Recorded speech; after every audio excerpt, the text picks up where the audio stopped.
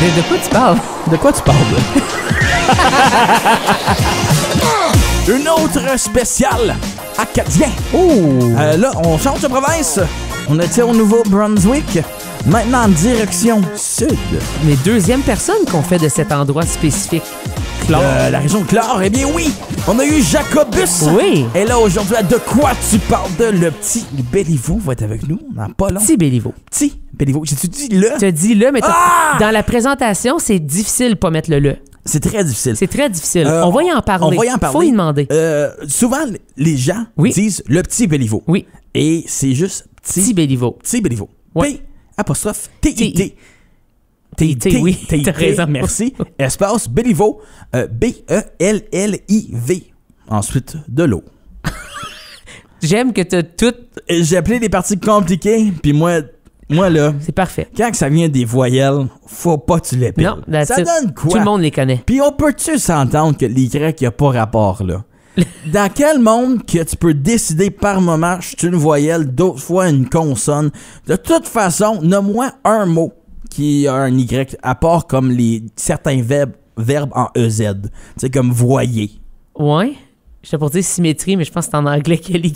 Je le sais pas. Non, ça. il est en français. Je pense que oui Je aussi. n'avais trouvé un bon. Oui. Excellent. Syllabe Syllabe. aussi. Oui. Mais Sympathique. quel mot? Il y en a vraiment beaucoup, Pas en fait. Yak, comme l'animal. Oui. Yark. Yark, comme le Comme bruit. le bruit. L'onomatopée. Le bruit que tu fais quand tu vois l'animal. Quand tu vois l'animal. C'est pas beau, ça. C'est pas beau. Mais une grosse semaine. Oui. On aimerait encore remercier Nick Seguin d'être venu plus tôt cette semaine. Absolument. Raphaël Butler, hier. Oui. Et maintenant, on est à Clare. Vous le savez pas, mais on est là. On est ici. On est là, en ce moment. Plage Mavillette, au bord de l'eau. On est bien. Ah, ce qu'on est bien quand on est dans son bain. On fait des grosses bulles, on joue au sous-marin. Oh yeah. Ah, ce qu'on... Tu connais pas la chanson? Oui, je connais la chanson, ça me tentait pas d'embarquer dans ton jeu. D'accord. J'y croyais plus. Voyons voir si le petit Béliveau va s'embarquer.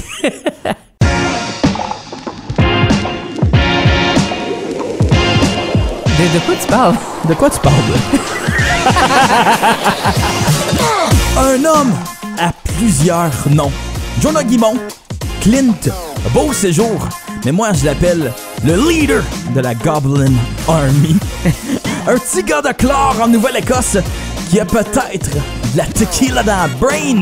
Édition spéciale de quoi tu parles de petit Béliveau. Bonjour, comment ça va? Yes sir, ça va bien pis toi? Ça va très bien. Écoute, tu viens de sortir nouvelle toune, peut-être. Le nom est Incroyable, oui. C'est amazing. Peut-être qu'il y a du tequila dans la brain. T'es habillé en cowboy western dans le vidéoclip sur Instagram. Parle-nous un peu de cette tune-là. Pourquoi la sortir puis tout? Ben, je veux dire, c'est pas mal une tune simple. Je veux dire, c'est pas mal premier degré, you know. C'est rien que penser de la ligne. Penser de la ligne tel qu'il a du tequila dans la brain et puis rien écrit une chanson autour de ça, basically. C'est Puis, parfait.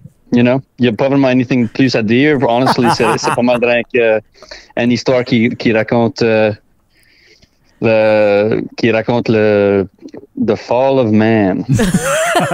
Puis là, tu as décidé de la sortir 3 fois en version normale, en version rapide, puis en version slow down. Ton but de ça, c'est-tu pour les algorithmes de TikTok ou c'est quoi au juste? C'est pas vraiment pour les algorithmes. Basically, tu sais, comme c'est rendu un super mainstream thing à cette heure Oui. de speed up et slow down des tunes à cause de TikTok.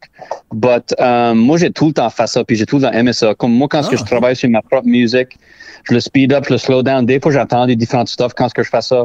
Ça fait depuis que je suis comme un teenager que je fais ça, tu sais. So, à cette heure que c'est rendu comme normal, je suis comme, well, je devrais pas le faire moi, tout. C'est pas spécifiquement à cause de l'algorithme, c'est quasiment comme je use ça comme une excuse pour faire ça que j'avais tout le temps envie de faire, basically. On parlait de ton nom avant le show. C'est juste Petit Béliveau. Puis le monde arrête pas de dire le Petit Béliveau. Est-ce que t'es rendu à bout que le monde te rajoute un le? Well, je trouverais que c'est weird, je veux dire.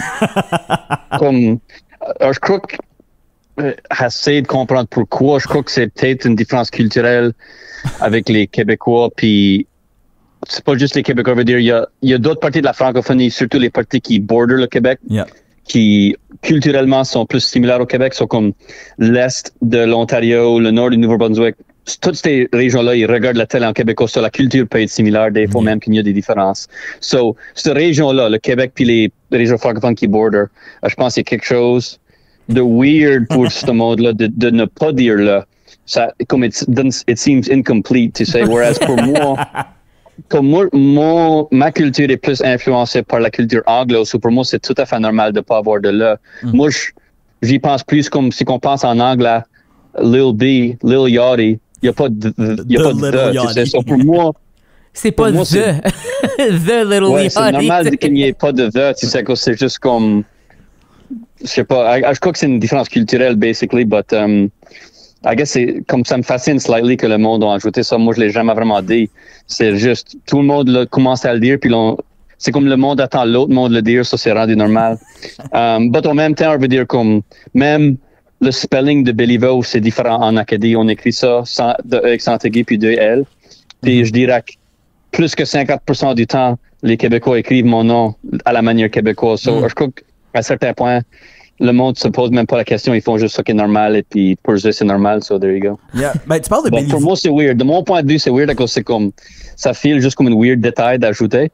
Et puis ça change le sens du nom. Je veux dire comme de m'appeler là c'est beaucoup moins humble que m'appeler petit. Tu sais comme petit c'est quasiment comme me mettre à bas, you know what I mean? Je m'appelle moi-même petit. But d'ajouter le là c'est comme je suis là petit. You know what I mean? C'est comme so, ça change vraiment le feeling de le nom. Je crois que c'est un petit détail, mais ça change pas mal la perception de le nom, you know what I mean? But à la fin de la journée, who cares? They're all gonna die. C'est pas à cause du là qu'on va mourir avant ou après, hein? Ouais, exact. Who cares, man? Tu parles de ton nom, c'est Petit Béliveau. Tu viens de Clore, en Nouvelle-Écosse. Ton nom, ton vrai nom de famille, c'est pas Béliveau, c'est Guimont. Fait que là, je me demande, la création de ton nom, je sais qu'il y a Béliveau's Cove en tant que tel dans la région de Clore. C'est-tu à cause de ça ou c'est peut-être la fesse gauche de la famille? Ouais, toute ma famille, de le bord de ma mère, c'est des Béliveau, de l'anse des Béliveau, de Béliveau's Cove. Et puis, c'est pas mal là, ça vient de. Comme Guimont, c'est pas vraiment un nom. Il y a juste moi qui est Guimont dans ma région. C'est pas vraiment un nom acadien. Non. Dans la Nouvelle-Écosse, je pense que au Nouveau-Brunswick, ça peut être considéré un nom acadien dépendamment de la région, mais ici, c'est pas un nom commun, je suis le seul. Mon père reste pas même ici, je suis literally le seul Guimont dans Clore. So, pour moi, ça file pas vraiment comme un nom acadien. Je trouve que Béliveau, ça sonne mieux. Puis tout, ça va faire avec mon grand-père et tout, c'est comme une miette d'un hommage à lui, mais c'est pour tous ces réseaux-là. Je trouve que ça fit mieux, basically, le Béliveau que le Guimont. Il y a une fois, on a présenté, toi et moi, tu me connais pas, mais on a déjà présenté dans un contexte, on présentait nos vitrines, en fait, pendant la pandémie, à des délégués européens. Et puis, pendant les délégués européens, à un moment donné, il y avait, pendant tes trucs, c'était une vidéo, il y avait des sous-titres. Et là, c'était après, tu présentais ton truc, puis tu leur parlais, puis tu as dit, dans la vraie vie, il n'y a pas de sous-titres, so good luck. Puis c'était l'affaire, une des choses les plus drôles que j'ai entendues à ce jour. Est-ce que quand tu parles avec ces gens-là, justement, la France, peu importe, est-ce que tu changes tes trucs ou tu y vas vraiment comme tu es, comme tu nous parles parfaitement en ce moment? Ben, pour être honnête, même avec vous autres, sans me rendre compte, je suis slightly en fait changer mon accent. OK. Comme justement là, j'ai des accents, puis j'aurais normalement des accents. Tu sais, comme ça, c'est un acte subtil. Ça se comprend. Mais si on compound ça sur toutes les choses que je dis, puis là, j'ai des choses, j'aurais des shoes. Il y a comme un code switching. Il y a un code switching qui arrive quand on parle à les Français de d'autres régions, nous autres. Tu sais, comme le monde qui reste dans Clore puis qui quitte jamais la région, développe jamais ce skill-là. But eux comme moi qui font affaire avec le Québec et puis la France, eventually tu finiras par développer. C'est comme un survival thing, tu sais, comme il faut que tu te fasses comprendre, il faut que tu aies la Tim Hortons te commander un friggin' café le matin, puis il faut juste que ça s'est compris, right? So éventuellement, ça va être au point de que tu te parles de même tout le temps quand tu es sur la région. Aussitôt que je vais back chez nous, puis que je parle avec le monde Paris 7, ça switch back, tu sais, c'est rien que tu sais, comme le code switching, c'est comme un concept qu'on parle beaucoup about pour comme le monde comme un comme le monde a dans des régions en anglais comme des crazy accents qui sont plus juste dans leur région. Ils vont plus parler comme un anglais neutre quand ils sortent de leur région, whatever. C'est la même affaire avec nous autres. Tu sais, les Québécois, souvent quand ils vont en France, ils sont annoyed à cause que les Français ne comprennent pas leurs accents, puis ils sont, des fois, ils vont même répondre en anglais. Mais comme les Québécois sont généralement entourés de Québécois, c'est une immense province avec une grosse population. So même les Québécois, souvent, développent pas vraiment cette habitude-là de code switch ou whatever, but nous autres, oui. So ça fait en sorte que quand on va à la France, c'est actually comme no big deal. Vraiment, le monde nous comprend pretty good. Il y a des petits bouts ici et là qui sont pas incompris à cause, je suis pas j'ai encore un accent no matter what. Je peux pas parler français de France. So, il y a du stuff qu'ils vont pas comprendre. But je suis capable de choisir mes mots et puis de tord mon accent d'une manière pour me faire comprendre par les autres. So, c'est comme un skill qu'on a besoin de développer nous autres, you know? On avait Jacobus sur l'émission, puis il te lançait des fleurs. Basically, il fait juste dire à quel point t'es la relève de Claude, lui aussi, qui vient de la Nouvelle-Écosse. Puis je pense aussi, il y a quelque chose culturel qui se passe dans la région de Clare. Il y a Peanut Butter Sunday aussi, qui, si je me trompe pas, vient de là. Il y a aussi un franco-ontarien, Marcel Aymar, qui est dans un groupe Cano, là, qui est un gros groupe comme mythique franco-ontarien. Qu'est-ce qu'il y a dans l'eau, genre dans la région de Clare, pour avoir cette scène culturelle-là? Parce que Clare, tu l'as dit, là, c'est pas bien gros.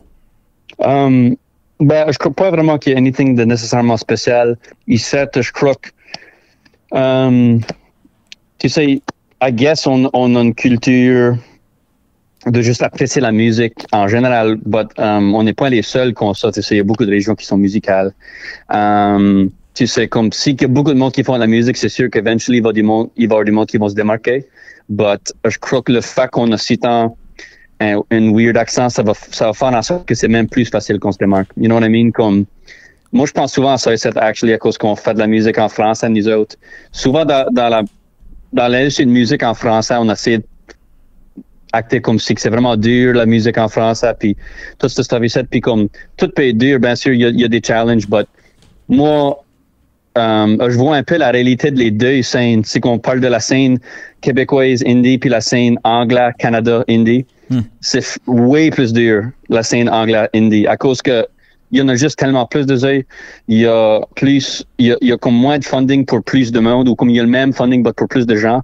Et puis, il y a plus de musique en général, so de se démarquer, c'est tough. C'est comme, pour nous autres, c'est déjà un pas de plus facile pour nous démarquer. Plus l'industrie de musique française est plus petite, so on peut se démarquer dans encore plus. You know what I mean? C'est comme, c'est juste d'être noticé dans l'industrie qui est plus petite est plus facile à cause que, premièrement, c'est plus petit, puis deuxièmement, on est déjà weird juste par le fait qu'on a une diffraction. Ça nous démarque, tu sais. Yeah. Dans le Canada, anglais, you know what I mean? Il y a des accents comme turn up ou whatever, puis ça fait les gens se démarquer, mais juste l'industrie est plus grande, so se démarquer in anyway, c'est plus dur, you know what I mean? Comme, juste de ce point de vue-là, c'est comme un privilège de venir de mon coin, moi, je crois. Tu sais, il y avait peut-être un temps où le monde se sentait obligé de standardiser leurs accents, même en faisant la musique. But tu peux rien que standardiser, tu peux rien que code switcher so much, tu vas tout le temps être une miette bizarre dans tout ça, puis in a way, ça te démarque, you know. Ben, ça fait aussi de ton son. C'est quand tu entends du petit Béliveau, à l'extérieur de toute ta musique, tes synthés, tes affaires comme ça, c'est quand tu entends ta voix, on sait que c'est du petit Béliveau parce que t'es un des seuls qui fait ce genre de musique-là avec ce registre accent-là, si on veut. Puis je pense que c'est à tout ton honneur que t'es capable, justement, de peut-être que tu fais sûrement du petit code switching, veux pas pour plaire, si on veut, au Québec ou pour que le monde comprenne. Mais le fait que t'as le succès que t'as en étant 100% toi-même, puis on le voit à travers tes réseaux sociaux, t'es pas... Dans la musique, il n'y a pas de code switching, je vais dire. Tu sais, ça, c'est cool. Quand je parle aux gens. Tu sais, dans la musique, je me permets d'écrire vraiment comme que je parle. Et puis, if anything, j'écris même dans des manières que je parle à la pointe. Comme il y a des artistic choice des fois. Comme un gros exemple de ça, c'est qu'il y a beaucoup, beaucoup plus d'anglais dans mes textes que dans mon parler. Il y a de l'anglais, bien sûr, dans mon parler, mais comme je vais rarement dire toute une phrase en anglais, tu sais, dans ma vie, hormis que je parle avec un anglais. Mais tu sais, que je parle en français avec des français, c'est rare que je vais dire toutes des phrases, puis comme plusieurs phrases en anglais. Des fois, l'utilisation de l'anglais dans mes textes, c'est différent juste pour les rimes et puis du stuff, je vais cheater un peu. But à part de ça, tu sais, l'accent puis la façon que je prononce et tout ce stuff-là, ça, c'est vraiment authentique dans mon texte. Des fois, le monde croit que j'exagérate à cause que là, il m'entend parler en vraie vie puis il écoute mes chansons puis il croit que la différence, c'est moi qui exagérate dans mes textes, but c'est vraiment l'inverse. C'est moi qui unexaggerate, qui code switch en vraie vie puis dans mes textes, c'est juste straight up. Here it is. Do what you want with it. Puis on voit aussi sur tes médias sociaux, t'es toi-même, puis t'as un personnage alter ego, là, si on veut, que j'aime beaucoup, surtout ta bingo yeah de Clint Beauséjour. Peux-tu parler? Je comprends vraiment pas pourquoi que le monde essaie de dire que ça c'est un alter ego. Comme Clint, c'est mon chum, et puis je fais affaire avec lui, puis comme on s'aime, but c'est comme limite. Comme tous les Acadiens, on se ressent pas, là, comme à un moment donné, on regarde beaucoup différents, moi puis Clint, puis je trouve ça quasiment offensif que le monde va essayer de clamer tout le temps qu'on est la même personne. Comme, il vient même pas de ma région, lui c'est un Brayon, il vient d'Edmundston, c'est comme 8 heures chez nous, on n'est pas du tout la même personne, comme c'est rendu que... Je comprends que vous êtes des journalistes puis vous lisez le travail d'autres journalistes pour vous inspirer, mais là, il faut que je vous corrige. Tu sais, comme c'est, moi, je suis pas un Clint, puis Clint, c'est pas un moi, c'est loin d'être ça. C'est mon ami, je le respecte, mais de dire qu'on est la même personne, I just don't get it. OK. Ben là que tu dis ça, je suis en train de regarder l'image, puis c'est vrai que vos sourcils vont complètement différents. Toi, c'est comme un brun, lui, c'est comme un châtain. Je pense que c'est là que le monde se perd. C'est vraiment ses sourcils. Fait qu'il faudrait... le monde, you know, the world is gone crazy. C'est que le monde, moi puis Clint, on est la même personne. Je veux dire, je sais pas trop d'espoir pour le monde, c'est que ça, c'est où est-ce qu'on est rendu. Puis moi, je me sens mal là-dedans. Qu'est-ce qui va mal? Vous faites pas de recherche, c'est comme si tu fais ta recherche. C'est ça que tu vas lire, mais c'est juste pas la vérité. Excuse, c'est pas ça que je voulais faire. Je voulais que tu te sentes à l'aise, puis je m'excuse. No worries, man. No worries. Je comprends 100%. Tu sais, c'est un honest mistake, but il faudrait que je vous corrige, tu sais. OK, je comprends. Merci de bien le prendre. Mais là, j'aimerais savoir, peut-être falloir que tu nous corriges là-dessus aussi, mais justement, ton Greatest Hits que tu as sorti, comment est-ce que tu vas faire pour sortir un autre album Greatest Hits après ça? Évidemment, là, on a une super belle tune qui vient de sortir, mais ce thème-là, justement, de Greatest Hits, ça vient d'où? Ben, moi, je trouvais que ça faisait rire de faire un... Moi aussi, ça me fait rire. Très rire. Puis si jamais que ma carrière dure longtemps puis que j'aurai l'opportunité de faire un vrai Greatest Hits, il faudrait juste trouver un autre titre qui n'a pas rapport, I guess. Volume 2. Volume 2. Non, mais faut que ça soit juste comme de la bullshit, quelque chose completely different. You know what I mean? Otherwise... Tu sais, là, je shoot mon propre joke dans le pied, le Greatest Hits Volume 1, right? I guess la seule façon que je pourrais imaginer faire un Volume 2, c'est si que je fais comme un album vraiment horrible on purpose ou quelque chose pour une raison ou l'autre. Il faudrait vraiment que ça c'est de la merde. Mais de faire un autre bon album que j'essaie vraiment que ça c'est nice puis de l'appeler... For retire, c'est joke là, tu sais. Tu parles d'album. Sur ton post de ta chanson que tu viens de sortir, tu dis avril 26. Pour ton prochain album, est-ce que c'est 2026 ou c'est le 26 avril 2024? 2024, ouais. Oh! J'aime que toutes les façons que tu drops... Dans le comment de Instagram, t'es comme, si le monde le voit, il le voit. Ouais, ben, c'est sûr que je vais juste l'annoncer again, puis eventually, anyone qui a besoin de le savoir va le savoir, but je veux dire. Tu sais, ça, c'est une affaire qui est le fun about 8 Independent, c'est que ces types de drops d'informations sont pris vraiment, vraiment sérieux quand tu es avec un label, à cause, tu sais, comme toutes les décisions qui viennent dans un release, puis le timeline et tout, il y a comme, tu sais, c'est une team de 8 personnes qui font ces décisions-là, puis à cause qu'il y a tellement de monde ensemble, puis c'est tout planifié, donc tous les petits moves sont vraiment... serious, puis c'est comme, OK, on va faire ça dans ce communiqué de presse ici, puis là, dans 3 jours, on va faire un post qui dit ça, puis c'est le fun de rien comme de mettre dans un comment instead. Puis tester tes goblins, justement, là. Il y a beaucoup, comme tu sais, quand t'es creux dans l'industrie de musique, tu sais, comme tu viens quasiment dans la bubble de comme tu parles avec beaucoup d'autres gens dans l'industrie, puis tout ce que tu avais, c'est bien normal. Puis pour moi, c'est le fun de prendre un step back, puis être comme, no one cares about this. C'est vrai que le monde dans l'industrie qui care about ces détails-là. Tu sais, comme le vrai monde, les fans, le monde qui vient actually voir les shows. même plus que half de les détails qu'on se concerne avec in the business, c'est irrelevant, tu sais. So, j'essaie vraiment de me mettre à l'essentiel, puis juste m'amuser, puis juste, à la fin de la journée, le monde voulait voir des shows, puis écouter la musique. Le reste, c'est avec des détails. So, that's it. Ça, c'est mon going forward, c'est ça ma philosophie. Ben, c'est vraiment cool. Puis là, t'es rendu full indépendant aussi. Fait que de pouvoir justement contrôler tous tes trucs, de pouvoir sortir de la musique quand tu veux, de pouvoir, évidemment, tu la réalises toi-même aussi, tes clips et tout, de pouvoir contrôler tout ça, c'est quoi l'effet que ça te fait, puis de pouvoir justement figurer ton horaire toi-même quand tu veux lancer tes trucs? Les premiers mois pour être faire, c'est pas comme j'avais aucun contrôle avant, tu sais, comme à la fin de la journée. C'est toujours moi qui ai le final say. Mais c'est beaucoup plus, c'est une plus pure liberté quand tu n'as pas besoin de convaincre une équipe que c'est une bonne idée de faire quelque chose. Tu sais, comme socially, quand tu as des meetings avec tout le monde, puis OK, on va faire ça, mais je pense pas que c'est une bonne idée. Tu finis par changer ce que tu vas faire quand tu as toute une communauté à convaincre, même si tu as le final say à la fin de la journée. So, c'est quasiment comme, c'est pas vraiment que j'ai gagné une franche liberté. C'est plus juste que j'ai coupé du red tape. You know what I mean? So, les décisions peuvent se faire plus vite. Tu sais, comme le Chinese government, quand ils décident de construire un pont, ils peuvent le faire dans 24 heures. Whereas nous autres, avec toutes les comités locaux, puis les municipal, puis le provincial, puis le federal level, ça prend comme 3 ans pour construire un pont. Je suis pas en fait d'essayer de dire que le Chinese government c'est mieux, mais je suis capable de dire que quand tu enlèves le red tape, tu es capable de faire beaucoup vite. Tu sais ce que je veux dire? Ben, ça doit c'est plus le decision making est moins pénible, I guess tu pourrais dire. Ben, ça doit être le fun d'être capable de faire ça toi-même. Puis si je me trompe pas, aussi, la gang d'amis que tu fais ta musique avec, c'est tout du monde de Clare, right? Sur cette dernière chanson, il y a du steel guitar qui a été joué par un dude de Halifax. Okay. Ça, c'est comme 3 heures de Clare. But ma touring band, la band que je joue live avec, c'est tous des gars de Clare, sauf un qui vient, again, proche de Halifax. But lui, il a dépensé beaucoup de temps à Clare, il a appris le français et des stuff comme ça. So, tu sais, on peut le clamer comme... Lui va point accepter ça, mais moi, je le clame comme un gars de Clare. Tu l'as adopté à Clare. Ouais, il n'a pas le choix dans ça, c'est moi qui décide. T'as aussi fini ta tournée. Justement, tu t'es promené partout, pas mal au Canada. Vraiment. Puis là, j'imagine qu'une autre tournée va s'enchaîner avec ton nouvel album.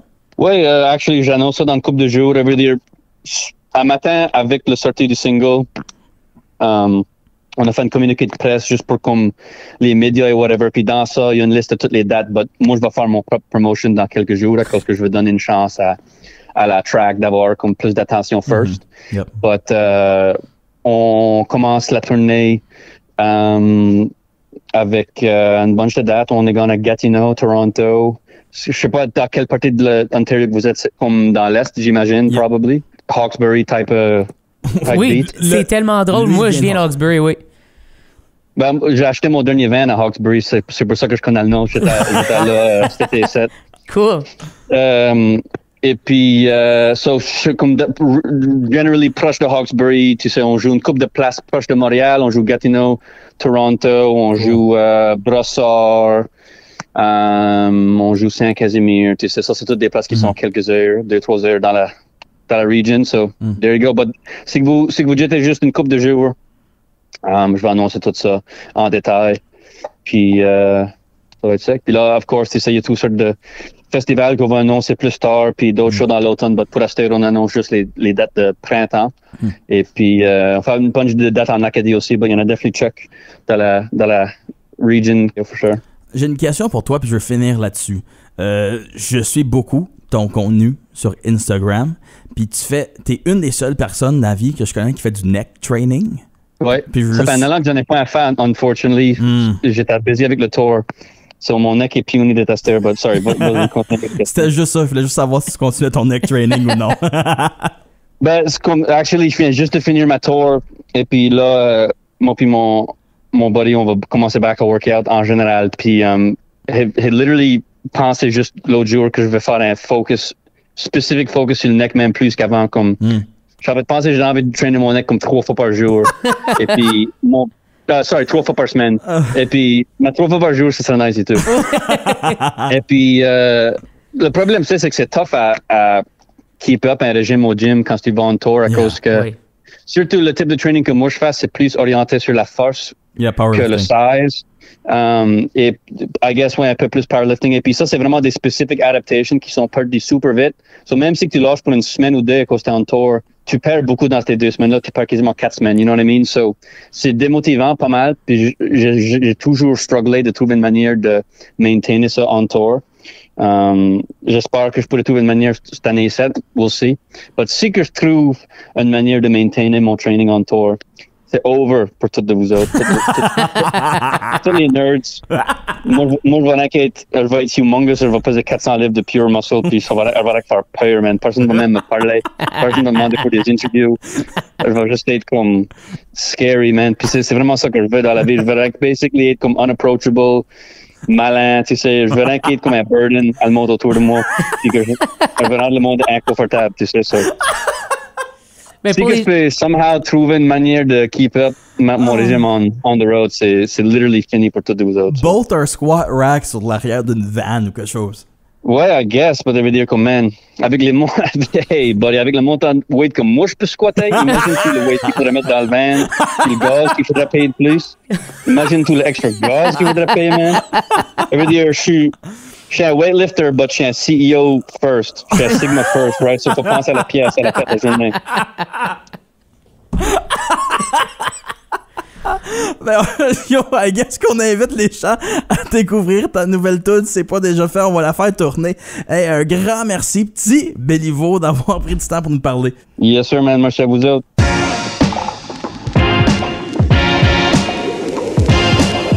De quoi tu parles? De quoi tu parles?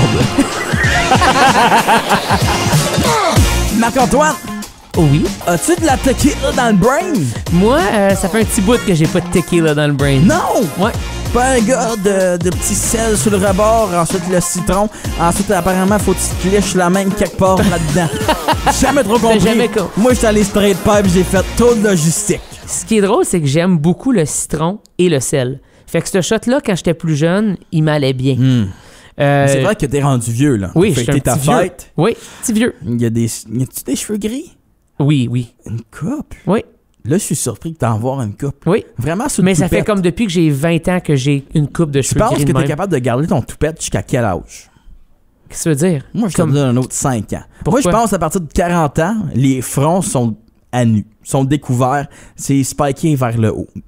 Ah, mais genre à cause que je vais perdre mes cheveux Non. ou par choix? Par choix d'âge. Par choix de je suis un papa. Ouais, mais je suis déjà un papa. Oui, mais Puis j'ai pas changé comment je m'habillais. dans ma tête, t'es pas un papa encore. Je comprends ce que tu veux dire. Comme tu vas pas porter les New Balance blanches. Mais je pense que je vais juste jamais devenir un vrai papa comme on le pense. Tu vas perdre la garde. On a tout compris. J'espère pas. Lâche pas Marc, il va être seul longtemps. Parce que je porterai pas de New Balance. Moi, je pense que c'est le contraire, en fait. Non, c'est à cause qu'ils vont faire. Puis ce monsieur-là, il est triste avec son toupette à 53 ans. C'est drôle, ça. C'est quoi? Mais C'est 100% moi. Mais pense 100% moi. à ton père aussi, Oui. qui pourrait avoir des cheveux sur son toupette, Oui. mais c'est spiké vers le haut. Oui, mais mon père, il a la même coupe de cheveux, ça fait 30 ans. OK. Mais Mon père m'a déjà dit, c'est une des choses les plus drôles, il m'a déjà dit, les femmes changent de coupe de cheveux souvent, les hommes, c'est aux 10 ans. Puis il a pas tort. c'est juste à cause que tu réalises que t'as perdu beaucoup plus de cheveux, pis t'es comme, ça marche plus, ça. Faut que Ça m'a fait rire, ça m'a marqué dans ma vie. Il m'a dit ça très jeune aussi. Puis je m'en souviens. Mais assez de penser à un homme, on va dire cinquantaine et plus, qui a un toupette. Toutes des gens en musique ou en théâtre. Tu as 100% raison. Tu vois, Oui. c'est pas un fonctionnaire, disons. Non, mais c'est parce qu'ils se réveillent tôt puis ils ont des places à aller. Moi, je veux pas besoin de me réveiller tôt puis j'ai souvent pas de place à aller. Les fins de mois sont dures. Dépend des mois. Merci d'avoir été là. Demain, spécial un peu humour avec une franco-ontarienne qui est allée à l'École nationale Wow. de l'humour. Rosalie Lacroix, la fierté de Rocheland. Rocheland, a.k.a. Rockland. A.k.a. la place de Roche dans l'Est ontarien. C'est pas Clarence Point, c'est pas Orléans, c'est entre les deux, ça vient de 7. Des fois, il y a trop d'eau. Des fois, oui. À la prochaine. Ciao!